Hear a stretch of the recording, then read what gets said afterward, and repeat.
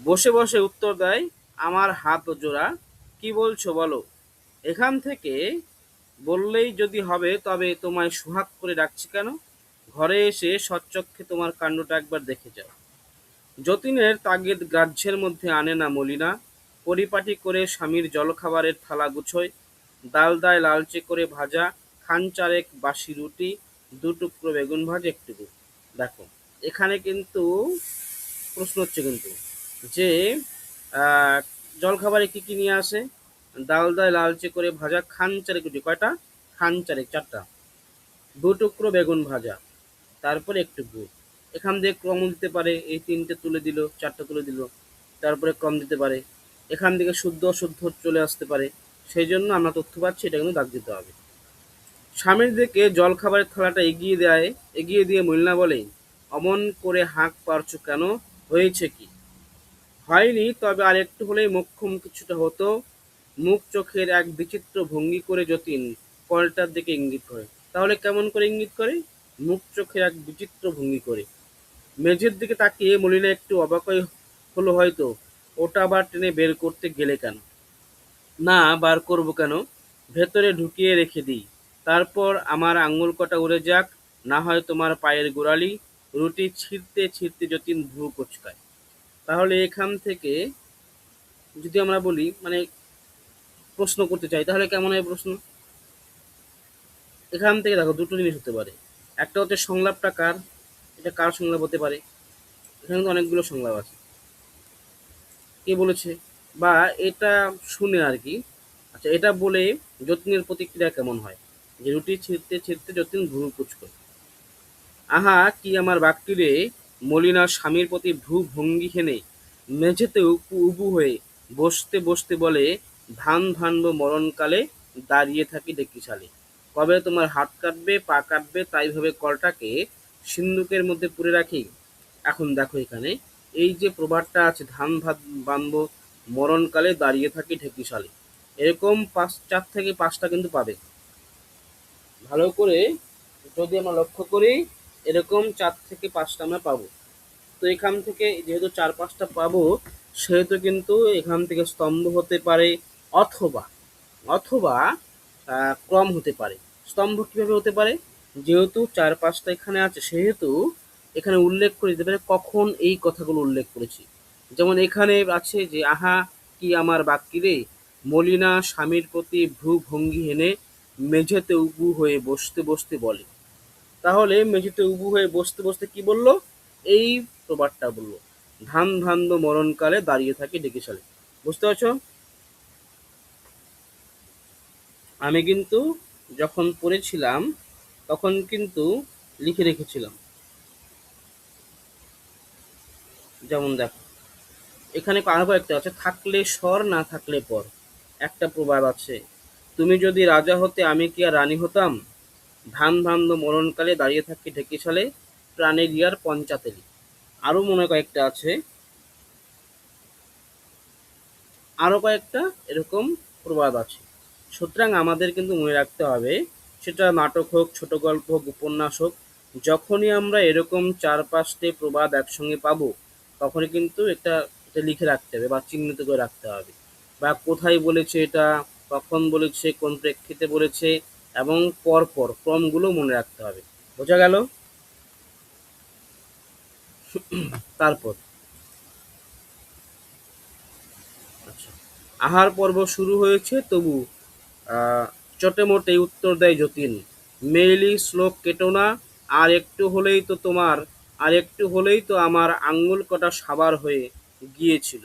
মরণকাল পর্যন্ত তোমায় আর ঢেকিসালে অপেক্ষা করতে হতো না। ইঁদুর কলে হাত দিয়েছিল মলিনা, স্বামীর কথাটা কানে যেতে হাত সরিয়ে নিল। তাকালো যতীনের মুখের দিকে। তো এখান থেকে যদি প্রশ্ন করি, যে এই যে স্বামীর কথা শুনে হাত সরিয়ে নিল, তাহলে আমি চারটে অপশন দিলাম, কোন কথা শুনে সরিয়ে নিল হাত? তো এই কথাটা বলেছিল যে, আর একটু হলেই আমার আঙ্গুল কটা সাবার হয়ে গিয়েছিল, মরণকাল পর্যন্ত তোমার আর ঢেকিসালে অপেক্ষা করতে হতো না। তো এই কথাটার আগে কিন্তু এই কথাটাই বলেছিল। সুতরাং এটাই কিন্তু উত্তর হবে। তো এই জিনিসগুলো মনে রাখতে হবে কিন্তু। বেঞ্চের তলায় হাত ঢুকিয়েছিলে কেন? থলে বের করতে। একটু আর তর সইছিল না? যত রাজ্যের জিনিসপত্র হাটকাতে লাগলে উষ্ণ স্বরে বলে মলিনা। দেখো এই যে কি পেলাম এখানে, উষ্ণ স্বরে বলে মলিনা, ইঁদুর কলটা ঠেলে এক পাশে সরিয়ে রাখে। তাহলে এখানে কি পেলাম, এই যে কথাটা বললো, একটু আর তর সইছিল না, যত রাজ্যের জিনিসপত্র হাটকাতে লাগে উষ্ণ স্বরে বলে মলিনা। আমরা উপরে আরেকটা কি পেয়েছিলাম, এটা পেয়েছিলাম, কই শুনছো? হ্যাঁ, শিগগিরই একবার এসো তো এখানে, রুক্ষ গলায় হাঁক পড়ে যতীন। কিন্তু এখানে মলিনা কেমন করে বলল, উষ্ণ স্বরে বলল। অ্যাকচুয়ালি বলতো কি, আমি কিন্তু প্রথম প্রথম এইভাবে পড়তাম না।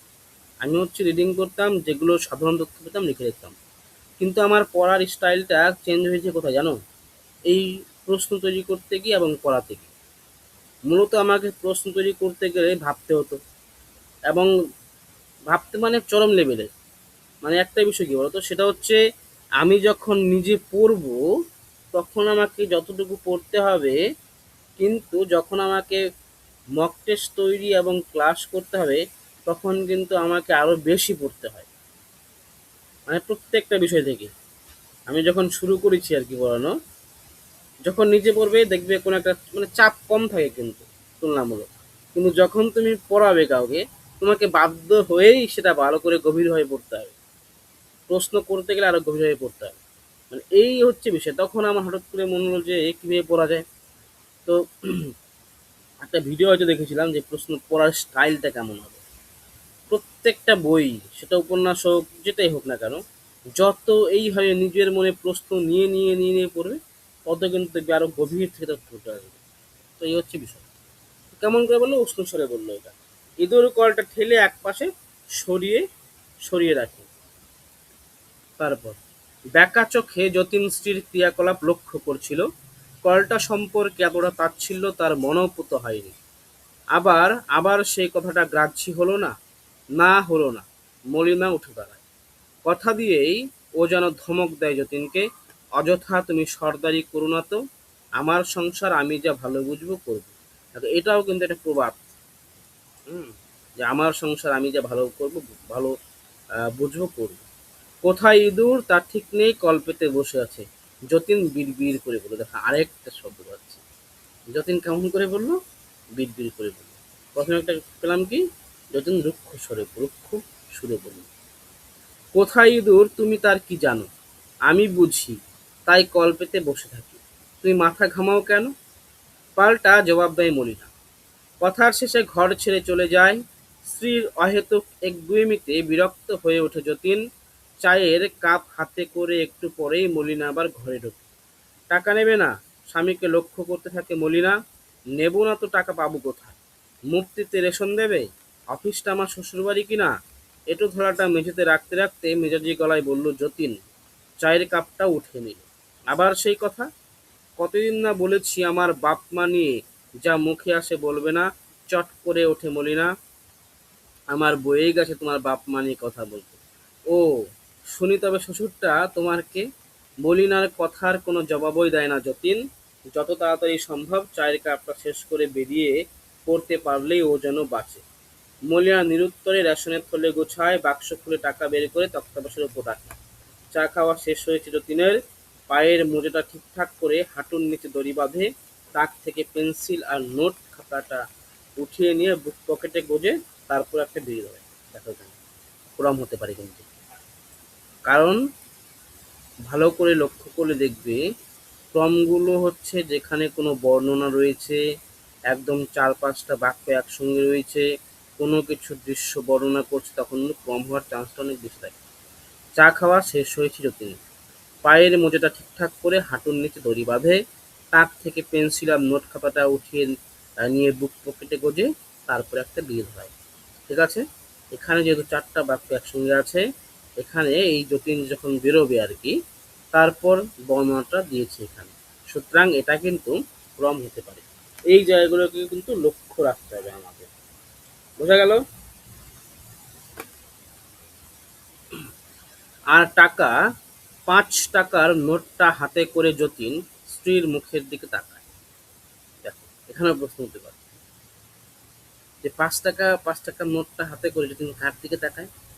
টাকার দিকে, স্ত্রীর মুখের দিকে, না নিজের বা বাইরের দিকে, বা রাস্তার দিকে? মানে প্রশ্ন করতে হবে নিজেকে। টাকার গাছ আছে নাকি আমার, যা ছিল দিলুম। দুটো টাকা আর বাজারের আছে, ভালো কথা, বাজার করে দিয়ে যেও। মলিনার গলায় বেশ ঝাঁজ। তাকে এখানে প্রশ্ন করতে পারে যে মলিনা কোন কথায় বা কোন কথা বলার পর বা কোন কথা বলার সময় আমরা ঝাঁজ লক্ষ্য করতে পারি। বা এখানে দিয়ে দিল যে টাকার গাছ আছে নাকি আমার, পুরো লাইনটা দিল এই যে এই পর্যন্ত, বাজার করে দিয়ে যেও।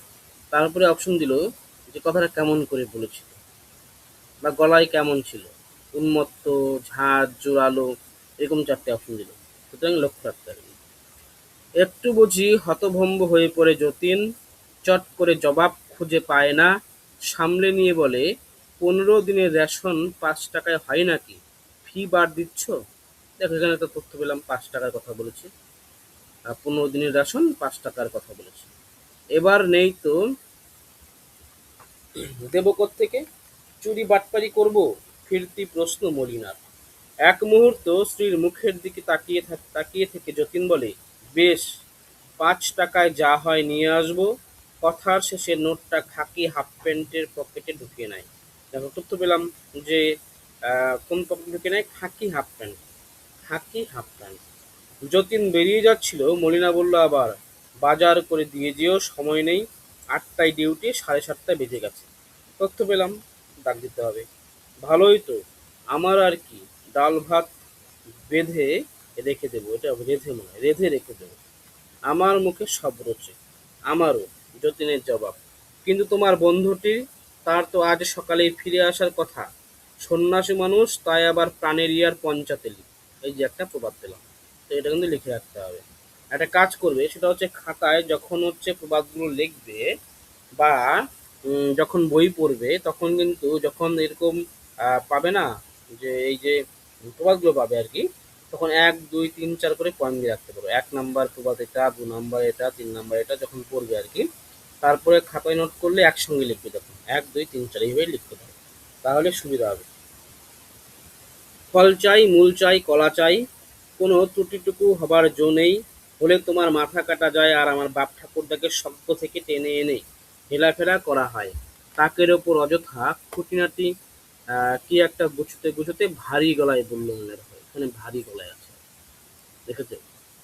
তো যেহেতু এরকম বলেছে, সেহেতু মনে রাখতে হবে। বাসু আজ ওই কল্যাণেশ্বরী থেকে ফিরেছে নাকি? যতীন ঘুরে দাঁড়ায়। কি জানি বলে তো গেছে। হু। যতীন মাথা নাড়তে নাড়তে টানা একটা শব্দ করে মুখ বুজেই তারপর মুখ খোলে, আমার আর সময় নেই, যা হয় করো। দালানে নেমে যতীন তার ঝরঝরে সাইকেলটার চাকা পরখ করছে, দেখছে পাম্প আছে কিনা। শুনল ঘর থেকে তাকে শুনিয়ে মলিনা বলছে, করবো আবার কি, আমি কিচ্ছু করবো না। রোজ রোজ পরকে পায়ে ধরে শুধু বাজার আনাবো? আমি আর কাউকে সাধাসাধি করতে পারবো না, যা আছে ঘরে তাই ফুটিয়ে রেখে দেবে। এতে করে এতে কার পেট ভরলো না, মন উঠলো না, এত আমার দেখার দরকার নেই। আচ্ছা, বুঝতে পারছো কি পড়াবো নাকি ডাইরেক্ট নোটে যাবো?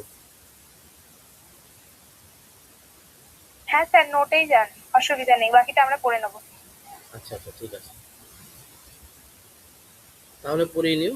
তো আমি যেভাবে পড়লাম আর কি, তথ্যগুলো কিভাবে পাবো, সেই বিষয়গুলো কিন্তু লক্ষ্য রাখতে হবে। আচ্ছা, তার মানে এটা পড়া হয়েছে। আচ্ছা, দুটো প্রশ্ন করি এখান থেকে।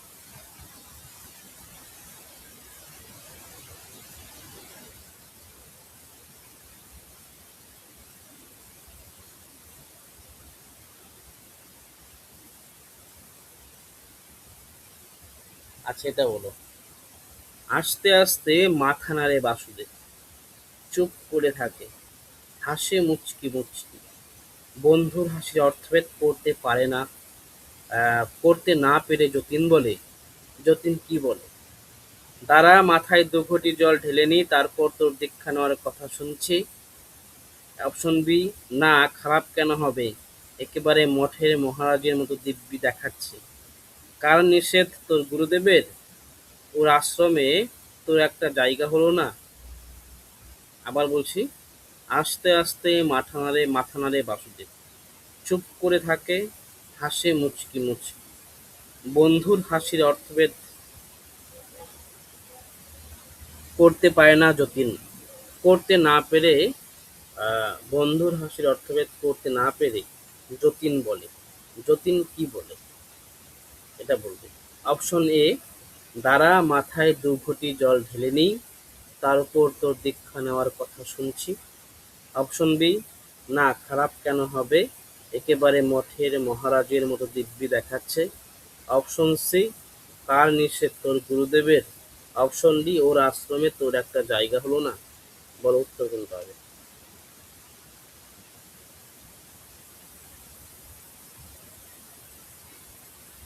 প্রশ্নটা কি বোঝা গেল? প্রশ্নটা আরেকবার করুন। বোঝা গেল না, 1 মিনিট তাহলে।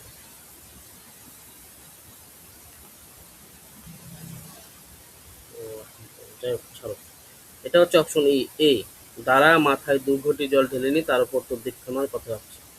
মানে এই জন্যই বললাম, এটা এই গল্প থেকে এই ধরনের প্রশ্ন অনেকগুলো হয়, কারণ এই ধরনের না লাইনগুলো দেখবে এখানে অনেক আছে। যেমন ওই রুক্ষ স্বরে বলল, তারপর হচ্ছে এই যে প্রবাদগুলো আছে, সেই প্রবাদগুলোর প্রেক্ষিতে যে লাইনগুলো বলেছে সেই লাইনগুলো, বা যে লাইনের প্রেক্ষিতে প্রবাদগুলো বলেছে সেই প্রবাদগুলো। তারপরে এখানে মলিনা এবং হচ্ছে বাসুদেবের কিছু সংলাপ আছে, কিছু কথোপকথন আছে, সেখানে কিন্তু অনেকগুলো প্রশ্ন হয় এবং প্রশ্নগুলো খুব গুরুত্বপূর্ণ। মানে প্রশ্নগুলোর প্রেক্ষিতে না, যেমন অনেকে বলেছে, যেমন মলিনা বলেছে বাসুদেবকে যে বেবাগী লোকের বউতে কি আসে যায়, এমন কিছু কিছু কথা বলেছে। আর সেই কথাগুলোর প্রেক্ষিতে বা কোন কথার প্রেক্ষিতে সেই প্রবাদগুলো বলেছে সেটা কিন্তু লক্ষ্য রাখতে হবে। ঠিক আছে, আমরা যাচ্ছি নোটে যাই।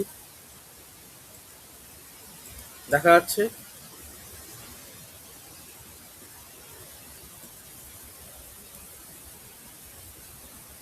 জননী গ্রন্থ, এটা হচ্ছে এদের। দেখো নোটটা আমি এইভাবে সাজিয়েছি, যারা একদম প্রথম পড়ছো তারা বুঝতে পারে যে কিভাবে নোটগুলো করতে হবে। নোট তো পেয়েই যাবে, যদি আরো কেউ ভালো করে আরো তথ্য অ্যাড করতে চাও এই নোটটা প্রিন্ট করে নিয়ে এটার পাশেও লিখতে পারো। তো প্রথমে চরিত্রগুলো করেছি। চরিত্রগুলো করবে কিভাবে, একটা চরিত্রের সম্পর্কে যে বিশেষণগুলো পাবে সেটা করবে, কত বয়স সেটা করবে, এবং যে চারিত্রিক বৈশিষ্ট্য আমরা পাবো সেটা যদি সম্ভব হয় লিখে রাখতে পারো। ঠিক আছে, তো এখানে আমরা এই কয়েকটা চরিত্র পেয়েছি: যতীন, বাসুদেব, মলিনা, ভোলাবাবু সিমেন্টের দোকানদার। যতীন এর কাছ থেকে সিমেন্ট চেয়ে রুমালে বেঁধে নিয়ে এসেছিল। অনিলবাবু যতীনের ডিয়ারনেস ভাড়ার বিল করিয়ে নিয়েছিল তাকে দিয়ে। এই চরিত্রগুলো পাচ্ছি। তারপর এখানে যেখানে যেখানে ক্রম হতে পারে বা কোনো কিছুর বর্ণনা দিয়েছে আমি কিন্তু এইভাবে করেছি, কারণ এখান থেকে ক্রম হওয়ার চান্স রয়েছে। মলিনা তৈরি করা যতীনের জলখাবারে কী কী ছিল: ডাল দায় লালচে করে ভাজা খান চারেক বাসি রুটি, 2 টুকরো বেগুন ভাজা, একটু গুড়। তারপরে চা খাওয়া শেষ করে যতীন যে কাজগুলো করে তার ক্রম। কি বললাম ক্রম হতে পারে: পায়ের মোজাটা ঠিকঠাক করে হাঁটুর নিচে দড়ি বাঁধে, যতীন তাক থেকে পেন্সিল আর নোট খাতাটা নিয়ে বুক পকেটে গোজে, তারপর একটা বিড়ি খায়। মলিনা যতীনকে 15 টাকা রেশন বাবদ টাকা দিয়েছিল, 15 টাকা। তো এই বিষয়গুলো কিন্তু আসবে। এখানে 4টা হবে, এখানে 4টা লাইন পেয়েছিলাম আমরা, এখানে দেখে নিয়ে একটু। তো এই বিষয়গুলো কিন্তু এইভাবে সাজাতে হবে। তারপর আরেকটা পাচ্ছি। দাদা, 15 দিনে রেশন বাবদ 5 টাকা দিল না? হ্যাঁ, 15 টাকা যে 15 টাকা লেখা আছে। 5 টাকা হবে, হ্যাঁ, এটা ভুল বলছি, 5 টাকা দিয়েছি। তারপর হচ্ছে তালপকুর মানে বাড়ির যে বর্ণনা সেটা আমরা পেয়েছি। এখানে কিন্তু ক্রম হতে পারে। যতীন মলিনার ঘর ছিল বস্তিতে, তাদের একটি খোলার চালের ঘর ছিল আর একখালি দালান, সামনে রয়েছে একটু মাটির উঠোন, এই বাড়ির ভাড়া ছিল 20 টাকা। তো এই বিষয়গুলো কিন্তু ক্রম হতে পারে এবং তথ্যগুলো মনে রাখতে হবে। তারপর ঘর যে সাজিয়েছিল সেখানে কি কি ছিল পাবে। কাঁঠাল কাঠের তক্তাপোষ, একটা বেঞ্চি, দুটো জলচৌকি, কেরোসিন কাঠের তেকতে থাকা। তারপর আমি যে বিষয়গুলো পেয়েছিলাম আর কি, সংলাপগুলো যে বললাম আর কি, তো এই বিষয়গুলো কিন্তু এখানেও তুলে দিয়েছি। যতীন একদিন ঠাট্টা করে বলেছিল, ভাগ্যিস ভগবান আমায় রাজা করেনি গো, বেঁচে গেছি। এর উত্তরে মলিনা স্বামীর গলা জড়িয়ে ঠোঁট ছুঁয়ে দিয়েছে কানে, আধো আধো স্বরে বলেছে, আমি মুখ্য সূক্ষ্ম লোক, তোমার অত কাব্যি বুঝি না। তুমি যদি রাজা হতে আমি কি আর রানী হতাম? আমি হতাম দাসী। হুম। তো এইভাবে কিন্তু করতে হবে এবং করতে হবে। তারপর হচ্ছে ইঁদুরের উৎপাত বন্ধ করার জন্য মলিনা ব্যবস্থা করেছিল, প্রথমে ইঁদুর মারা কল, তারপর বিড়াল, তারপর বিষ। যতীনের বন্ধু বাসুদেব দেখতে ছিল কেমন ছিল, তার বর্ণনা কিন্তু এইভাবে করতে হবে। মণ্ডিত মুস্তক, মুস্তক হবে। গৈরিক বাস, দীর্ঘদেহ এক মূর্তি, সর্বাঙ্গে রোদ আর তপ্ততা নিয়ে দাঁড়িয়ে। তারপরে বাসুদেবের গেরুয়া পরার যে সুবিধাগুলো সেটাও কিন্তু দেখো আমি এইভাবে করে দিয়েছি। তাহলে এখান থেকে তোমাদের ক্রম করতে সুবিধা হবে। হুম। বিনা টিকিটে ট্রেনে চড়া, কারুর বাড়িতে গেলে দুবেলা অন্নও জুটে যায়, কেউ আবার প্রণাম করে 2-4 পয়সা দেয়। তারপর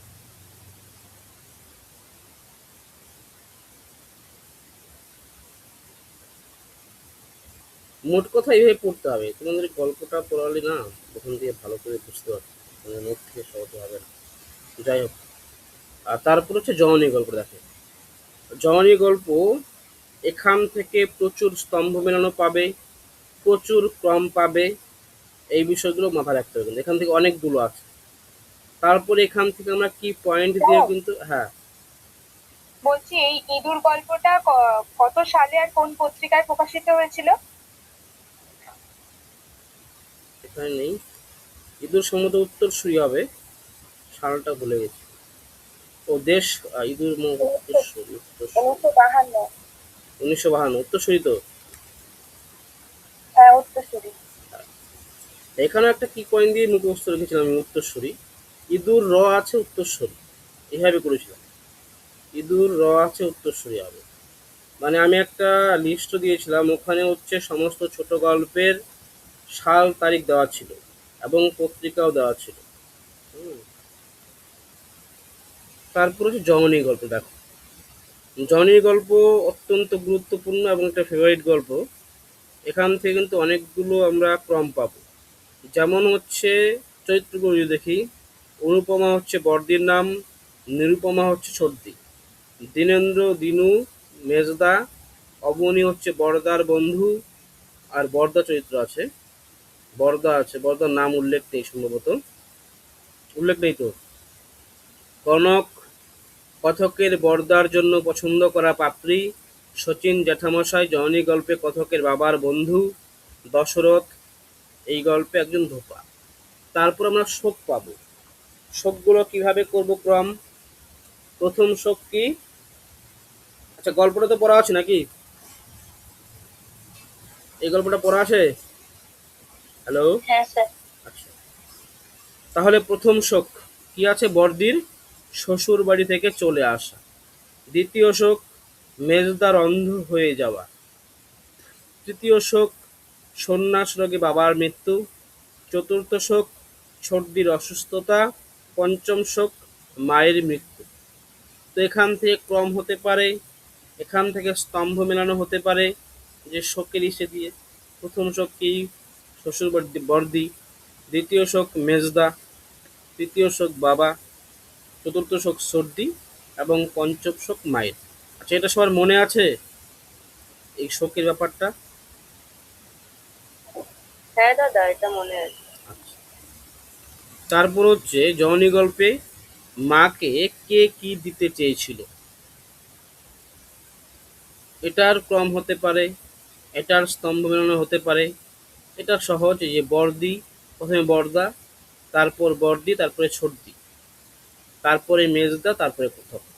তো এখানে আরেকটা জিনিস হতে পারে, দাদা, মেজদা তো সবার শেষে দিয়েছিল হৃদয়ের চক্ষুটা। এটা শেষে হবে, মেজদা শেষে হবে। শেষে হবে এটা। হৃদয়ের চক্ষু এটা শেষে হবে। তো এই ক্রমটা কিন্তু মনে রাখতে হবে। বর্দা ভালোবাসার মন, বর্দি হচ্ছে সাহস, সর্দি ভরসা, মেজদা হৃদয়ের চক্ষু এবং কতকটি স্বার্থ ত্যাগের ক্ষমতা। প্রথম লাইন শেষ লাইনটাও এখানে দেওয়া আছে। তারপর হচ্ছে ঘটনাক্রম অনুযায়ী গল্পের গভীরে, এখানে হচ্ছে গল্পের শুরুতে বর্ণনা সেটা দেওয়া আছে। তারপর হচ্ছে এই জায়গাটা খুব ভালো করে দেখবে, এখান থেকে প্রশ্ন করেছে অনেকে ভুল করেছিল। অতীত মোহ অতিরিক্ত ছিল বাবার, এবং বাবার মতোই ছিল মেজদা। মেজদার গায়ের রং ছিল তামাটে। তারপরে যে তথ্যগুলো এখানে আছে সেগুলো দেওয়া আছে এখানে। তারপর হচ্ছে সর্দি। আরেকটা জিনিস দেখবে এখানে যে সবাই সবার গল্পগুলো বলেছে, সেটারও কিন্তু লক্ষ্য করে দেখবে ক্রম হতে পারে। যখন গল্প কথা বলা শুরু করলো চরিত্রগুলো, তাদের যে কথা বলার ক্রম বা তাদের যে জীবনের কথা বলেছে সেখান থেকে কিন্তু ক্রম হতে পারে। এটাও দেখবে, মা মারা যায় ফাল্গুনের দোরগোড়ায়, কিন্তু শ্রাদ্ধ শেষ হয় চৈত্রের শুরুতে। এটা নিয়ে অনেকে কনফিউশন ছিল এবং পরীক্ষায় এসেছিল এই প্রশ্নটা। শ্রাদ্ধ হয়েছিল চৈত্রের শুরুতে আর মা মারা গিয়েছিল ফাল্গুনের দোরগোড়ায়। তারপর তখন হচ্ছে মার চেহারা কেমন হয়েছিল সেটা কিন্তু এখানে আছে।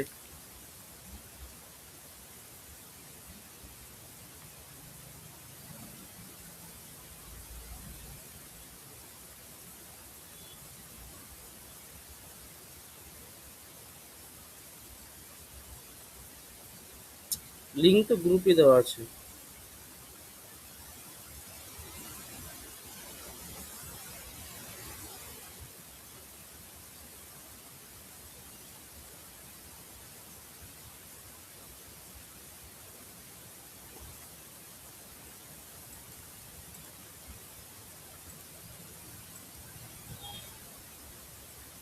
এক মিনিট।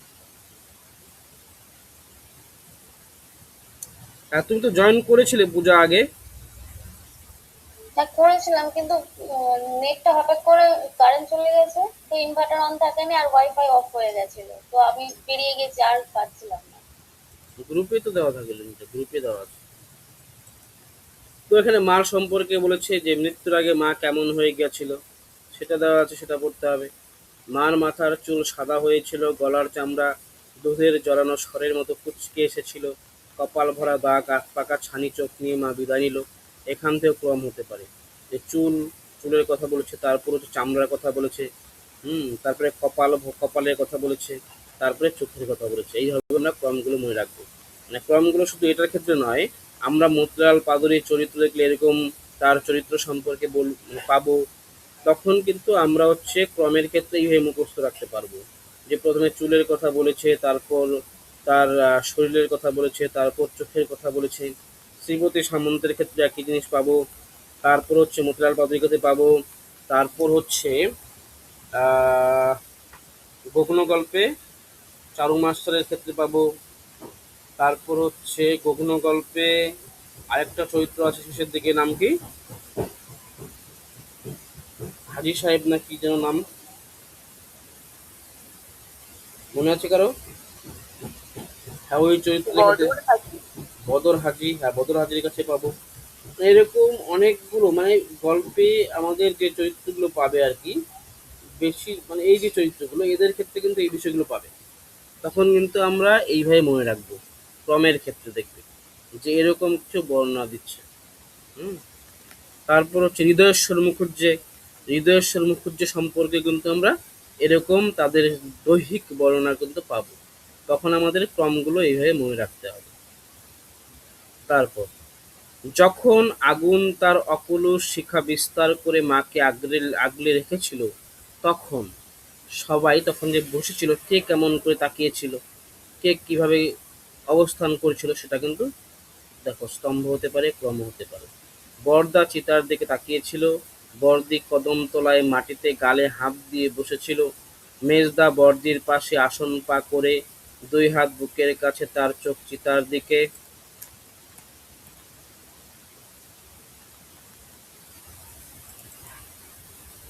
দিকে। সর্দি কাঠচাপা গুড়িতে হেলান দিয়ে ফোলা ফোলা মুখ করে বসেছিল। কথক ছোটর কাছে চুপ করে দাঁড়িয়েছিল। তারপর 5 জন 5 রকম ভাব করেছিল, সেটা কিন্তু গুরুত্বপূর্ণ। তো এই বিষয়গুলো মাথায় রাখতে হবে। তারপর আরো তথ্য পাবে এখানে। আরো আছে কি কম? হুম। তারপরে শচীশ জ্যাঠামশাইয়ের কথা বলেছে।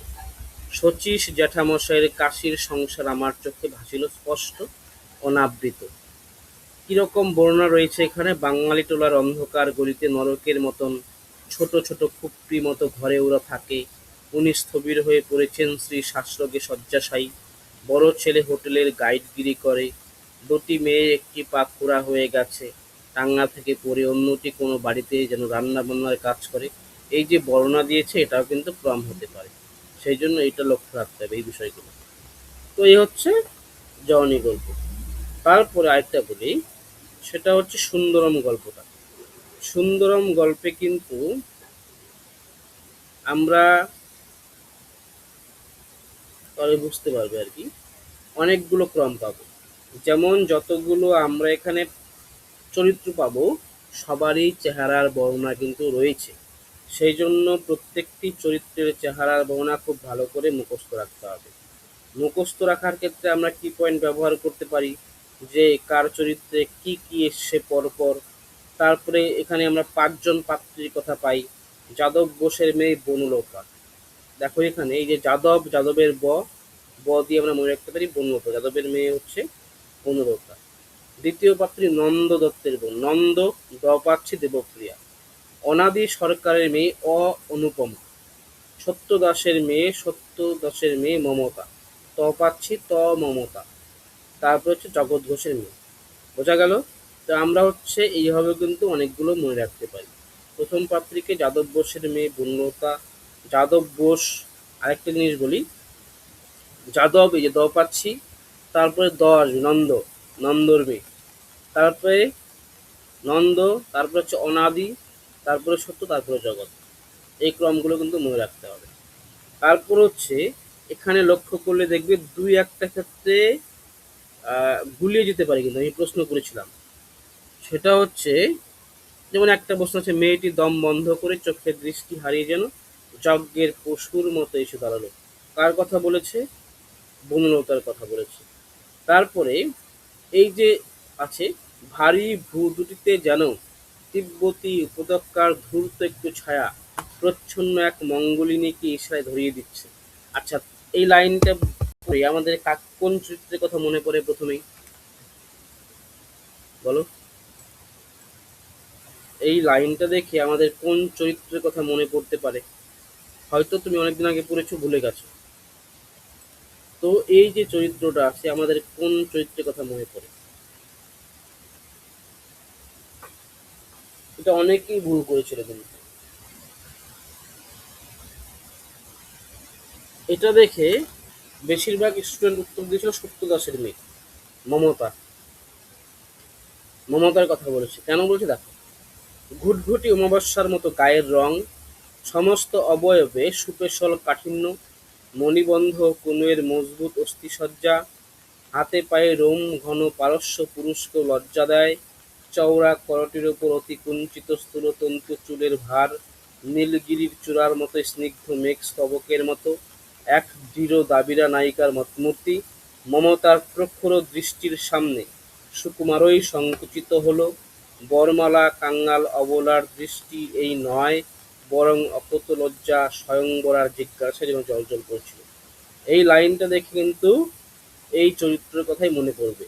ভারী ভ্রু দুটিতে যেন তিব্বতী উপত্যকার ধূর্ত একটু ছায়া প্রচ্ছন্ন এক মঙ্গলিনীকে ইশারায় ধরিয়ে দিচ্ছে। এই প্রশ্ন যখন করেছিলাম, বেশিরভাগ স্টুডেন্ট উত্তর দিয়েছিল মমতা। কারণ হচ্ছে আমাদের তো মনে থাকে না সবসময়, কিন্তু এই যে চরিত্রের যে বর্ণনা আছে, সেটা দেখে ওই লাইনটার মানে এই বৈশিষ্ট্যগুলো পড়ে আমাদের স্বাভাবিকভাবে মনে পড়বে যে এটা মমতাই হবে। তো সেই জন্য যখন মনে হবে এটা হচ্ছে কনফিউশন একটা প্রশ্ন হতে পারে, তখন কিন্তু ওই বিষয়গুলো একটু মানে গুরুত্ব দিতে হবে। হুম। তারপরে মমতার প্রখর দৃষ্টির সামনে সুকুমারই সংকুচিত হলো। তাহলে এটা দিয়ে প্রশ্ন হতে পারে কার সামনে সংকুচিত হয়েছিল, ঠিক আছে? তারপরে হচ্ছে সবগুলো চরিত্রের মানে সময়ে কিন্তু এরকম কিছু না কিছু বিশেষণ আছে। যেমন পিসিমণির সম্পর্কে একটা প্রশ্ন পেয়েছিলে যে পিসি কিন্তু সব চরিত্র সম্পর্কে একটা একটা কথা বলেছে, পেয়েছিল প্রশ্নটা? হ্যাঁ, এই যে বলেছে পিসি যে পাত্রী বা যার সম্পর্কে কথা বলেছে, পিসিমা বললেন যাদব্য সম্পর্কে বলেছে।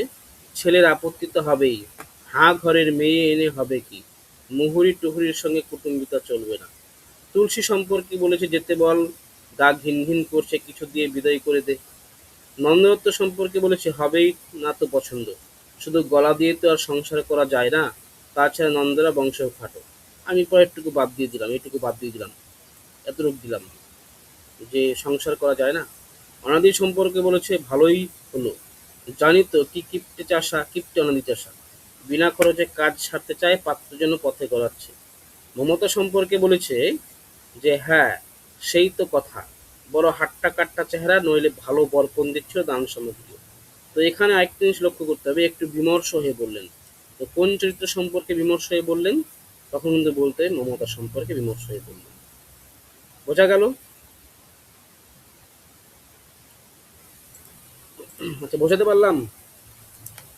তো গল্প কিন্তু পড়ার ক্ষেত্রে এই যে বিষয়গুলো রয়েছে, এই বিষয়গুলো কিন্তু তোমাদের খুব ভালো করে দেখতে হবে, লক্ষ্য করতে হবে কিন্তু। এটাই টেকনিক, তাছাড়া ছোট গল্পে পড়ার ক্ষেত্রে আর কোনো টেকনিক নেই আর। মানে মোট কথা যেটা, মানে একদম সহজ এবং সরাসরি কথা, সেটা হচ্ছে যে যত বেশি তথ্য মুখস্থ রাখতে পারবে, আয়ত্ত করতে পারবে, সেই এগিয়ে থাকবে। এখন হচ্ছে আয়ত্তটা আমরা কিভাবে করব, কোন কোন প্রসেস রয়েছে। একটা জিনিস সেটা হচ্ছে আমরা আহ, যেহেতু আমাদের সাহিত্য এবং সেটাকে এমসিকিউ বেসে আমাদের করতে হচ্ছে, সুতরাং তথ্যগুলোকে মুখস্থ রাখতে হবে। এখন এই মুখস্থ করার ক্ষেত্রে আমরা সপ্তাহ মুখস্থ করতে পারবো না, সেখানে আমরা কিছু টেকনিক ব্যবহার করতে পারি। সেটা হচ্ছে কি পয়েন্ট, যেমন একটা সুন্দরম ফসিল গল্পে একটা বলেছিলাম যে স্ক্যান্ডাল ছড়াবে, কি পয়েন্ট বলেছিলাম, ম্যাককেনা, স্ক্যান্ডাল ম্যাককেনা, এইভাবে আমাদেরও নিজস্ব একটা মিশন আছে, গিবসন বলেছে। কনসিলিয়েশন পলিসি দায়ী, এটা কে বলেছিল? ফৌজদার বলেছিল। এই যে এক একটা শব্দ, এক একটা হচ্ছে কি পয়েন্ট, এগুলোকে ধরতে হবে। তাহলে আমাদের এই গুলিয়ে যাওয়ার সম্ভাবনা অনেকটা কমে যাবে, এবং হচ্ছে আমরা কিন্তু সঠিকভাবে সেটা করতে পারবো। নাহলে কিন্তু গুলিয়ে যাওয়ার সম্ভাবনা অনেক বেশি। যেমন এই যে আমি ভালো করে, মানে আমি এই যে কি পয়েন্ট দিয়ে পড়লাম, যাদব বোসের মেয়েকে বলো, স্বাগত। বনলতা। যাদব বোসের মেয়ে হচ্ছে বনলতা। নন্দদত্তের মেয়ে, নন্দদত্তের বোন নাকি? দেবপ্রিয়া, নন্দদত্তের বোন। হ্যাঁ, বোন দেবপ্রিয়া। অনাদি সরকারের মেয়ে অনুপমা। অনুপমা।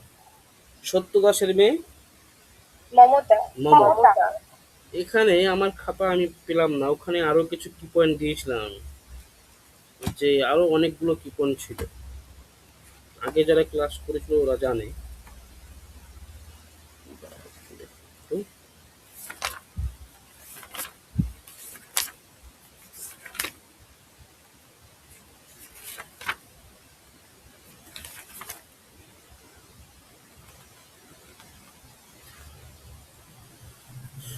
হ্যাঁ, এই যে এটাই বলি তাহলে। যেমন এই যে একটা আছে ফসিল গল্পের, এই সবের জন্য আপনার কনসিলিয়েশন পলিসি দায়ী এজেন্ট সাহেব। এটা কার সংলাপ বলেছিলাম? সেদিন দেখিয়েও দিয়েছিলাম, ফৌজদারের সংলাপ। এই যে কনসিলিয়েশন শব্দটাকে আমরা কি পয়েন্ট নিয়েছিলাম, সময় থাকতে ওই স্কিম ভন্ডুল করে দিতে হবে, নইলে সাংঘাতিক লেবারের অভাবে পড়তে হবে। কারবার এখন বাড়তির মুখে, খুব সাবধান। এটা কার সংলাপ? ম্যাকেনা। এটা হচ্ছে ম্যাককেন। এই যে স্কিম শব্দটাকে আমি কি পয়েন্ট নিয়েছি, সেটা হচ্ছে এইভাবে। যেমন আরেকটা শব্দ এখানে ওই যে বললাম, আচ্ছা, বা এটা আমরা করতে পারি,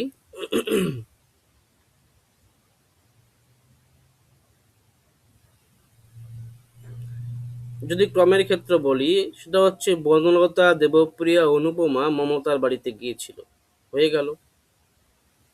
বনলতা দেবপ্রিয়া ও অনুপমা, বনলতা দেবপ্রিয়া অনুপমা মমতার বাড়িতে গিয়েছিল, ক্রম হয়ে গেল। এবং শেষটা হচ্ছে জগৎ ঘোষের মেয়ে, এটা হচ্ছে শেষ। বা এটাও বলতে পারি মমতার বাড়িতে গিয়েছিল জগৎ ঘোষের মেয়ের বার্থডে খেতে। তো ক্রম হতে পারে, এখান থেকে আর কিছু মুখস্থ করার দরকার নেই। তারপরে আচ্ছা এটা বলতো, কোন মেয়ে দেখে সুকুমার চুপ করেছিল? বলো, চুপ করেছিল কাকে দেখে?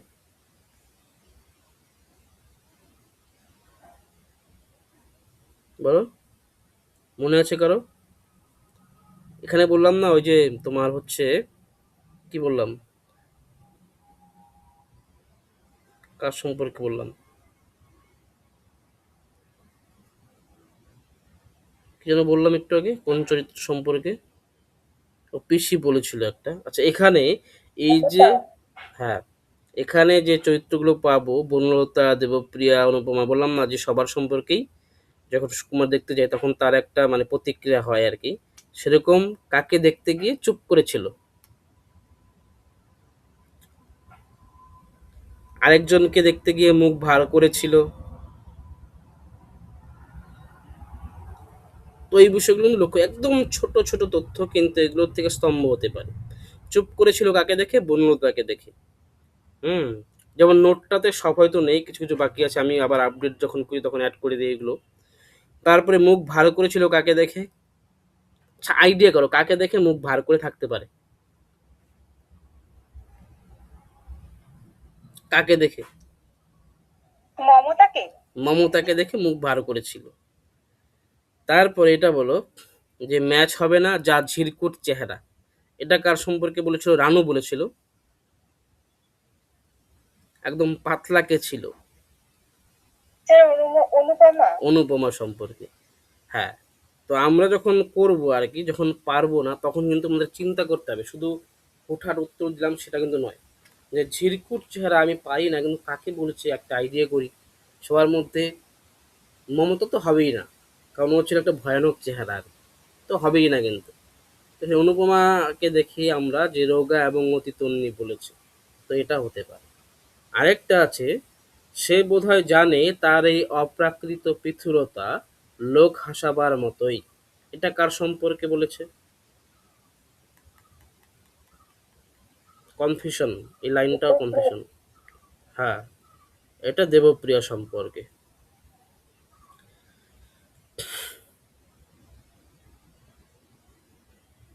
বুঝলাম তোমরা কল্পতরুর সন্ধান পেয়েছো, এটা বলেছিল পিতা কৈলাস ডাক্তার বলেছিল। কোন মেয়ে সম্পর্কে বলেছিল? বুঝলাম তোমরা কল্পতরুর সন্ধান পেয়েছো, এটা কার সম্পর্কে বলে?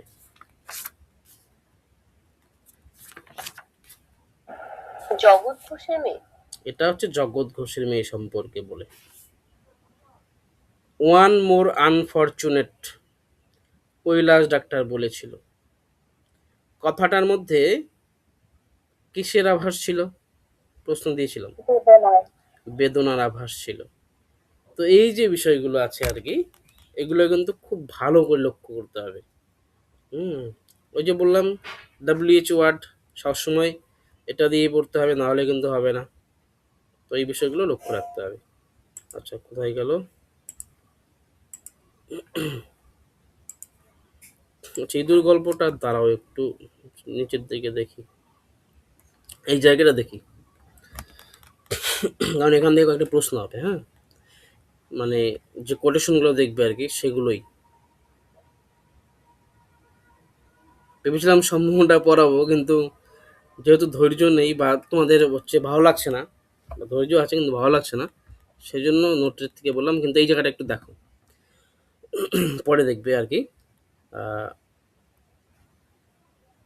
মলিনাও হাসলো, তবে তার হাসি শব্দবহুল নয়, এমনকি কৌতুক স্নিগ্ধ সহজ সাদা হাসি যে তাও নয়, বরং মলিনার ঠোঁটের কোণে যে বাঁকা হাসি রেখা ফুটে উঠল, তার জের টেনে ও কথা বলল বাঁকা সুরেই, বেবাগী লোকের বউতে কি আসে যায়, কথায় আছে না, থাকলে স্বর না থাকলে পর। এই যে কোটেশন, এই গল্পে বলে রাখি, এই যে কোটেশন যেগুলো আছে না, মানে কোটেশনের যে কথাগুলো খুব গুরুত্বপূর্ণ, কিন্তু প্রত্যেক লাইন থেকে প্রশ্ন হয় এই জায়গা থেকে। তারপরে বেফাস কথাটা মলিনার মুখ থেকে কেমন করে যে বেরিয়ে গেল, সে বুঝতেও পারল না, জীবকে রাস বেঁধে সবসময় কি রাখা যায়, কখনো সখনো আলগা হয়ে যায় বই কি। দেখো এটাও গুরুত্বপূর্ণ লাইন, যে কোন কথাটা বেফাস বলেছিল, বেফাস কথাটা মুখ থেকে বেরিয়ে কেমন করে বেরিয়ে গেল সে বুঝতে পারলো না, কোন বেফাস কথাটা বলেছিল। এই যে বেবাগী লোকের বউতে কি আসে যায়, আমি তোমাকে আরো 4টা অপশন দেব, যেটা দেখে তোমাদের মনে হবে একটা কনফিউশন প্রশ্ন, এটা মনে হবে একদম, তখন কিন্তু আমাদের এই বিষয়গুলো খুব ভালো করে মনে রাখতে হবে। আচ্ছা, তারপর দেখো,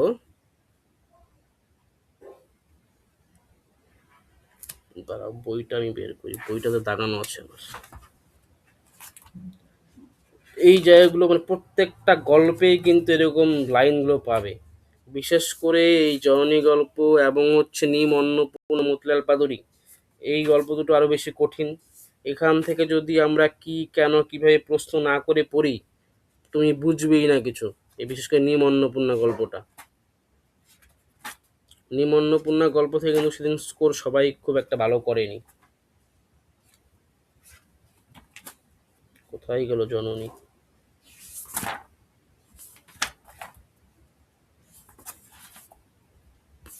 তারপর হচ্ছে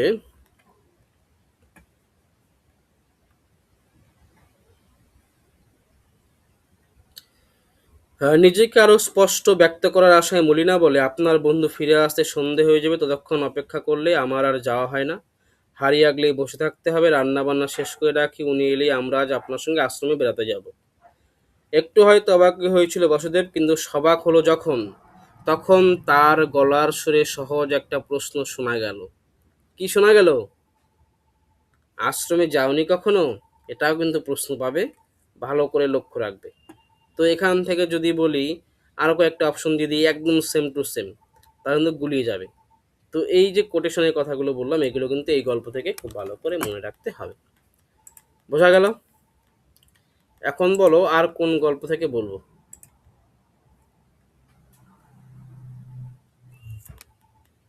দাদা স্বীকারোক্তিটা যদি একটু বলতে। আচ্ছা, স্বীকারোক্তি। হ্যাঁ, স্বীকারোক্তি গল্পটা থেকেও কিন্তু এরকম অনেকগুলো প্রশ্ন হবে। সমরেশ বসুর শহীদের মাঝে গল্পটা, যেখানে হয়তো দুটো পয়েন্ট নিয়ে সবার মধ্যে গুলিয়ে যায়, সেটা কি?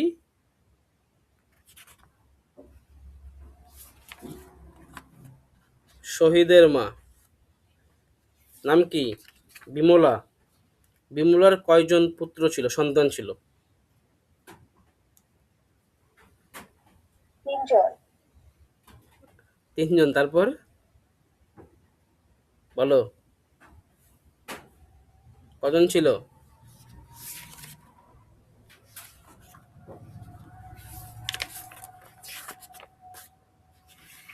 এটা হচ্ছে একটা মানে কি বলবো, এটা নিয়ে অনেক মানে আমাদের সময় থেকেই সমস্যা আর কি। কেউ বলে 5জন, কেউ বলে 7জন। খুব ভালো করে পড়লে সম্ভবত 5জন নাকি 5 জন। হ্যাঁ এরকমই হয়। হ্যাঁ 5 জন হবে, 2 জন মারা গেছিল। হ্যাঁ, জন্মের আগে মনে হয় 2জন মারা গিয়েছিল, তারপরে বাদলের জন্মের পর আরেকটা হয়েছিল, কিন্তু সেটাও মারা গেছে, এরকম একটা ব্যাপার আছে। হুম। তো যাই হোক, তো স্বীকারোক্তি গল্পটা খুব গুরুত্বপূর্ণ। স্বীকারোক্তি গল্পে আমরা অনেকগুলো চরিত্র পাবো, সেই সবগুলো সবগুলো চরিত্রই খুব ভালো করে মুখস্থ রাখতে হবে। কমরেড রেবা, এটা বেরা হয়েছে নোটে। কথকের স্ত্রী, পার্টির সদস্য। নীরা, নীরা কে ছিল? কথকের প্রেমিকা ছিল। বাল্য প্রেমিকা। না, বাল্যকী প্রেমিকা অন্য ছিল। আচ্ছা, ইসে ছিল ওই বিরাজমোহনের নাতি, নাতনি, অলকা, অলকা, হ্যাঁ অলকা ছিল। অলকা। তারপর হচ্ছে নরেশ, কথকের বন্ধু, কথককে চোয়ালে ঘুষি মেরেছিল। মিহির পার্টির অ্যাকশন কমিটির নেতা ছিল। আরও ছিল যতীন, বিকাশ আর পিপি। পিপির পুরো নামটা কি এগুলো ছিল? তো ছদ্মনাম ছিল। হ্যাঁ, ছদ্মনাম। এই নাম্বারটা মনে আছে? পিপি,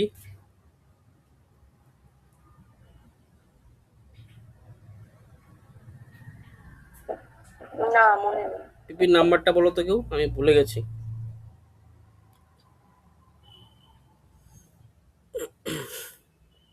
পিপি কত 200 কত বা কোথায় গেল? ওই তো সে 11 আবার 12 39 হ্যাঁ হ্যাঁ, এগুলো এরকম প্রায় একটা ছিল। তো যাই হোক, 1100/12 8 49 আমার 849। যেটা হ্যাঁ হ্যাঁ, কোথায় গেল? যাই হোক, তো এই চরিত্রগুলো কিন্তু মনে রাখতে হবে। তারপরে অমরদা আছে, অমরদা, ধ্রুব, প্রিয়তোষ, খোকন, এই চরিত্রগুলো আমরা পাবো। তারপর এই গল্প পড়ার ক্ষেত্রে দেখবে যে মানে প্রচুর কিন্তু এখানে আমরা ক্রম পাবো, বর্ণনা পাবো, এবং আমরা যদি লক্ষ্য করি এই গল্পের ক্ষেত্রে মানে, দাঁড়া 1 মিনিট, আমি একটু দেখে নিচ্ছি বইটা।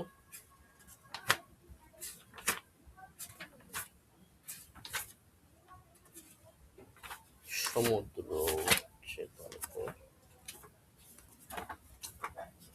এটা একটু বড় গল্প, এখানে অনেক তথ্য আছে।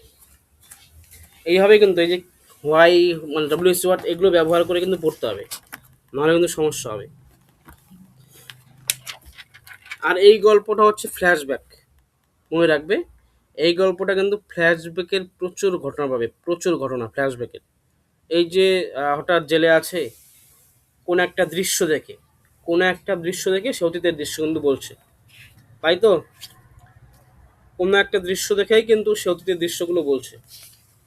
তো এই জন্য একটু সমস্যা হয় ক্রম করার ক্ষেত্রে কিছু কিছু জায়গায়। তো এইগুলো একটু গুছিয়ে নিতে হবে, কিন্তু না হলে সমস্যা। হ্যাঁ, পিপিপিসি 1100/12 849, পিসি 1100/12 849।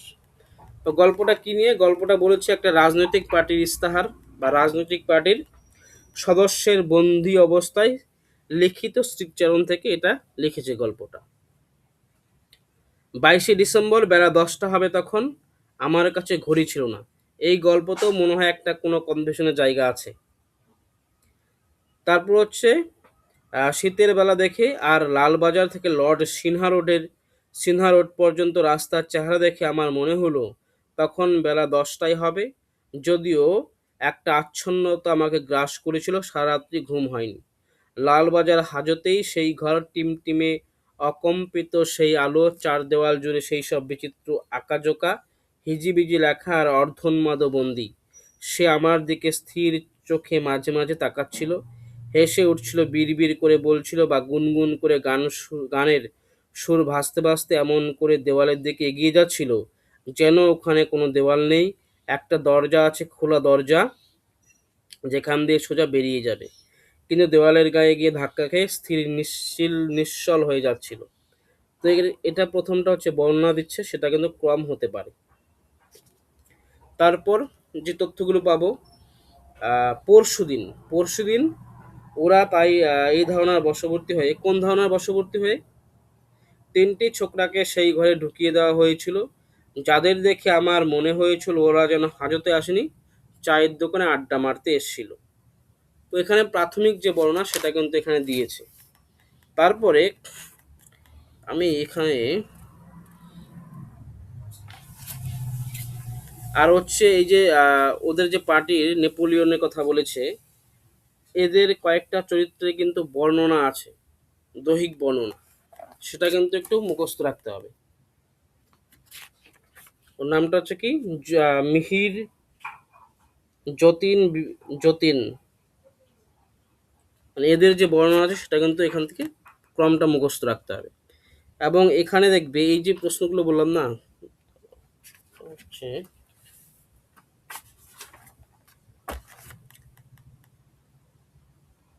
পৃষ্ঠা, তোমাদের কাছে জেরক্স বইটা থাকলে দেখবে 12 নম্বর পৃষ্ঠাতে, দরজাটা খুলে গেল, স্বীকারোক্তি। কালো গগলস পরা রাশভারী লোকটি পিছনে ফিরে দাঁড়িয়ে ছিটকিনি লাগিয়ে দিল, বগলে একটা ফাইল, এটাও কিন্তু ক্রম হয় এখান থেকে। তারপর মোটা ঠোঁট দুটো চেপে বসলো ওর, তারপর সেই রক্তাভ চোখ দুটি তুলে নিষ্পলক তাকালো আমার দিকে।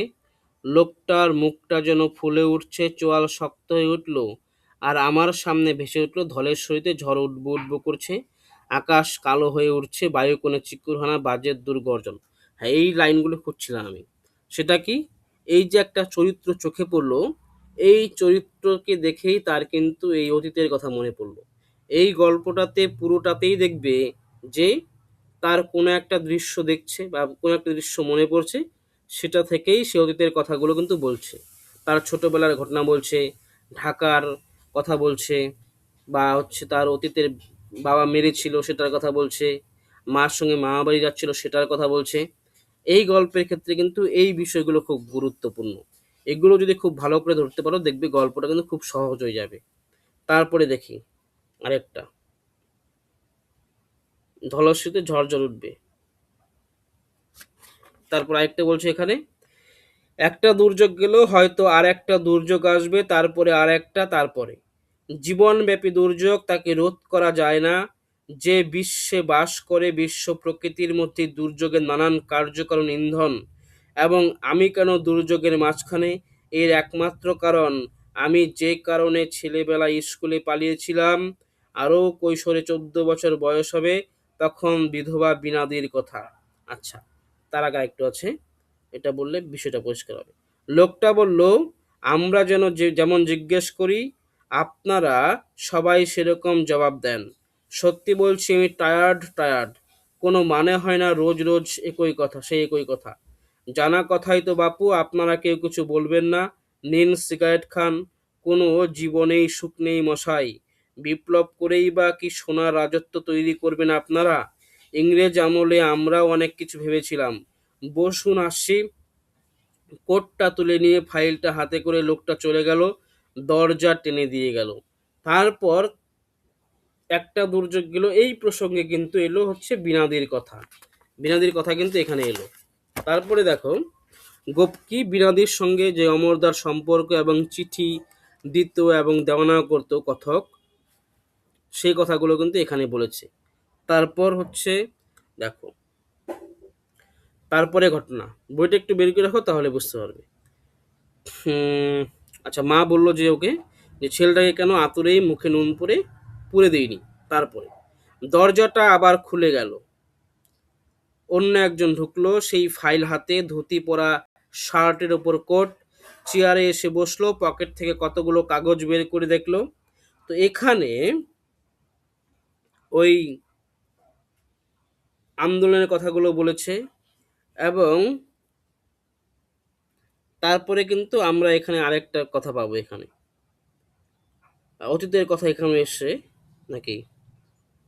লোকটা সত্যি ঘটনা বলে যেতে লাগলো।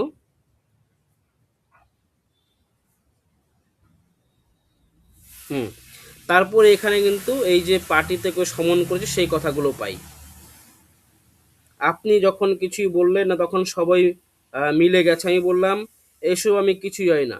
লায়ার একটা অচমকা গর্জনের সঙ্গে টেবিলের উপর প্রচণ্ড মুষ্ঠাঘাত পড়ল। মনে হলো গত শতকের পুরনো ঠান্ডা ঘরটা কেঁপে উঠল। একটা জ্বলন্ত মুখ, ক্রোধ ও ঘৃণায় আরক্ত চোয়ালের হার কঠিন। তো বিষয়টা হচ্ছে, মানে এই গল্পটা যখন পড়বে তখন হচ্ছে বারবার ফ্ল্যাশব্যাকে চলে যাচ্ছে। তো এই ফ্ল্যাশব্যাকের ঘটনাগুলো কিন্তু সাজিয়ে নিতে হবে, যে কোন ঘটনার পর কোন ঘটনাটা বলেছে, এটা কিন্তু সাজিয়ে নিতে হবে। তাহলে খুব সহজে কিন্তু ধরতে পারবে। মানে দেখবে কি যে কোনো একটা দৃশ্য দেখছে, তারপরে কোন ঘটনাটা আছে, কোনো একটা দৃশ্য দেখছে তারপর কোন ঘটনাটা তার মনে পড়ছে। এই বিষয়গুলো কিন্তু এই গল্পে খুব ভালোভাবে দেওয়া আছে, এবং এটা নিয়েই তার যে অতীত যে কাহিনী সেটা নিয়েই কিন্তু এই গল্পটা আর কি। স্বীকারোক্তি, নিজেই কিভাবে স্বীকারোক্তিটা দিচ্ছে, নিজের মনে কিভাবে পড়ছে সেই অতীত কাহিনীগুলো, কোন কোন ভুলগুলো যেটা তিনি স্বীকার করেনি সে কিভাবে স্বীকার করছে, সব কিন্তু পরিষ্কার। এই যে বিনাদি এবং অমরদার মধ্যে চিঠি দিয়েছিল, সেটা কিন্তু বাবা মার কাছে স্বীকার করেনি, সে কিন্তু স্বীকার করেছে। হুম, তো এই বিষয়টাই কিন্তু দেখবে যে এইভাবে দৃশ্য দেখে দেখে দেখে দেখে সে কিন্তু স্বীকার করেছে বা বলেছে। যে এখান থেকে বলো আর কি ব্যাপার, এখান থেকে আর কি জানতে চাও। এবং তথ্য পাবে অনেকগুলো এবং ক্রম পাবে। যেমন আমরা ওই যে লাইনটা বললাম আর কি, ধুতি পরা, শার্ট ওপরে কোট। তারপরে যে কথাগুলো বলেছে যে কত সালে পার্টিতে জয়েন, সময়ে লোকাল কমিটিতে উত্তীর্ণ, সন্দেশখালীর কৃষক সম্মেলনে যোগদান, মেটিয়া বুরুজে কত তারিখে ড্যাশ তারিখে উত্তেজক বক্তৃতান, এখানে কিন্তু ক্রম পাবে অনেকগুলো। তারপরে হচ্ছে নীরা চিঠিতে যেসব বিষয় নিয়ে লেখে সেটার কিন্তু ক্রম দিতে হবে। তারপরে হচ্ছে আচ্ছা বলো তো কতবার লেখককে মানে কথককে মানে ইসে করা হয়, জিজ্ঞাসা করা হয়, বা কি বলবো এটাকে, জিজ্ঞাসাবাদ করা হয়েছিল কতবার আমরা শেষের দিকে পাবো যে সকাল থেকে বেলা 12টা পর্যন্ত দফায় দফায় 4 জন জিজ্ঞাসাবাদ করলো, বেলা 3টে থেকে 5টা পর্যন্ত 2 জন, 5টা পর্যন্ত 2 জন। তারপরের দিন একই নিয়মে 8 জন। কতবার জিজ্ঞাসাবাদ করা হয়েছিল?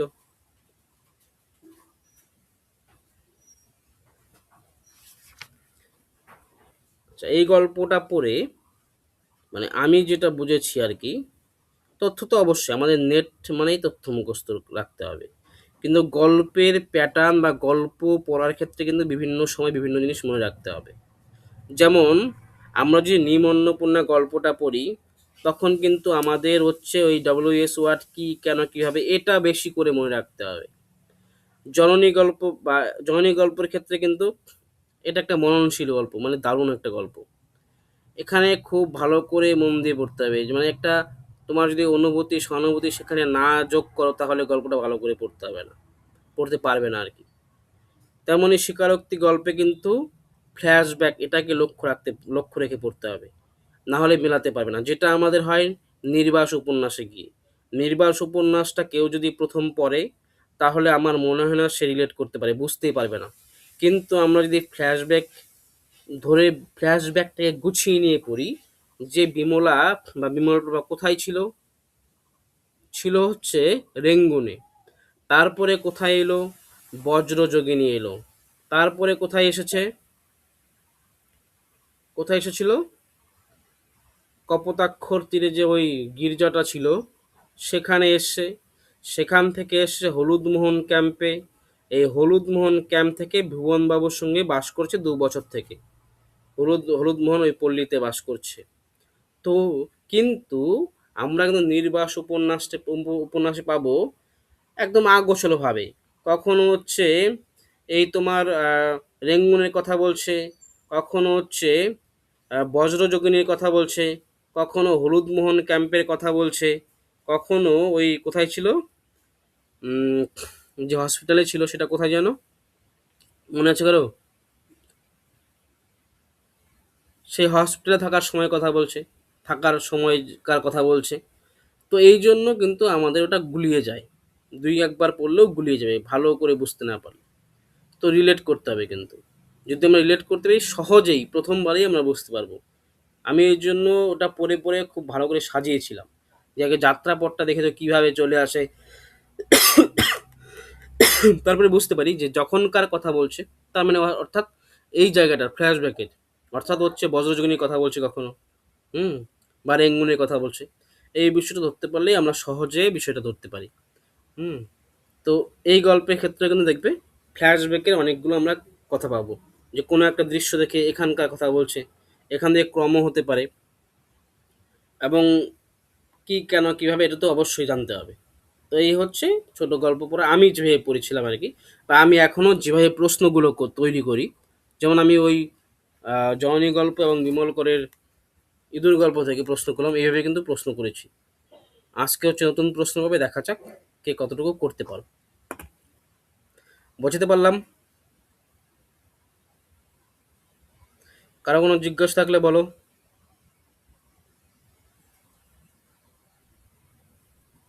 এবং কি পয়েন্ট কিন্তু খুব গুরুত্বপূর্ণ। সংলাপ যেখানেই পাবে, সেটা ছোট গল্প হোক, নাটক হোক, উপন্যাস হোক, সংলাপ কিন্তু চেষ্টা করবে কি পয়েন্ট দিয়ে মুখস্থ করার, না হলে আয়ত্ত করতে পারবে না। যেমন হচ্ছে ঢোড়াই চিত্তমানস বিশাল বড় উপন্যাস, প্রথম প্রতিশ্রুতি বিশাল বড় উপন্যাস, তারপর হচ্ছে প্রথম হুতম প্যাঁচার নকশা, মানে বিশাল অনেক তথ্য, অনেক সংলাপ আছে। তো সেই সংলাপগুলো আমরা কীভাবে মুখস্থ রাখবো, সেই সংলাপ বিশেষ করে উত্তম পেটের নকশাতে সংলাপ মুখস্থ রাখার ক্ষেত্রে সমস্যা হবেই হবে। তো সেই সংলাপগুলোর কিন্তু কী পয়েন্ট আমরা ব্যবহার করতে পারবো, ব্যবহার করে মুখস্থ রাখতে হবে।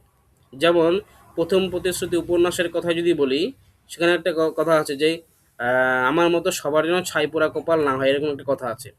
সেটা 4 জন বলেছে।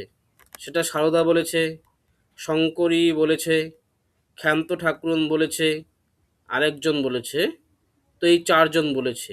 কিন্তু 4টে সংলাপেই সামান্য পার্থক্য আছে। সেই সামান্য পার্থক্যটা আমাদের চিহ্নিত করতে হবে। যদি চিহ্নিত করতে না পারি তাহলে 4টে সংলাপ কিন্তু গুলিয়ে যাবে, একদম 100% ভুল হবেই। তো আমাদের হচ্ছে তখন কি পয়েন্টের সহায় নিতে হবে, কি পয়েন্ট নিতে হবে, তাহলে কিন্তু আমরা পারবো।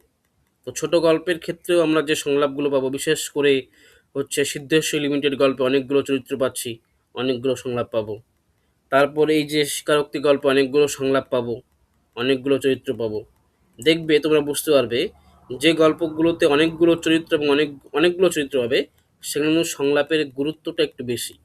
কিন্তু যেখানে দু একটা চরিত্র পাবে, যেমন হচ্ছে এই সমুদ্র গল্প হোক বা গিরগিটি, সমুদ্র গল্প অনেকগুলো আছে, গিরগিটি গল্পে 3-4টে মাত্র চরিত্র। তারপরে হচ্ছে এই তোমার ইঁদুর গল্পে দুটো চরিত্র, 3টে চরিত্র সহজে ধরতে পারবো। কিন্তু যেখানে অনেকগুলো চরিত্র আছে সেখানে কিন্তু সংলাপের গুরুত্বটা বেশি। তখন আমরা সংলাপগুলো যেগুলো আমাদের গুলিয়ে যেতে হবে সেগুলো আমরা কি পয়েন্ট ব্যবহার করে মুখস্থ করব। ঠিক আছে, তাহলে থাকলো। কারো কোনো সমস্যা হলে গ্রুপে বলবে, ঠিক আছে? দাদা ছোট গল্পের নোটস গুলো তো আমি হ্যাঁ পাইনি। হ্যাঁ, পাঠিয়ে দেবো, ঠিক আছে। ছোট গল্প আর নাটকটা পত্র দিয়ে দিব, নাটকটা হবে কয়েকদিন পরে। তো ঠিক আছে, আচ্ছা। তাহলে থাকলো। আচ্ছা পূজা, বুঝতে পেরেছো?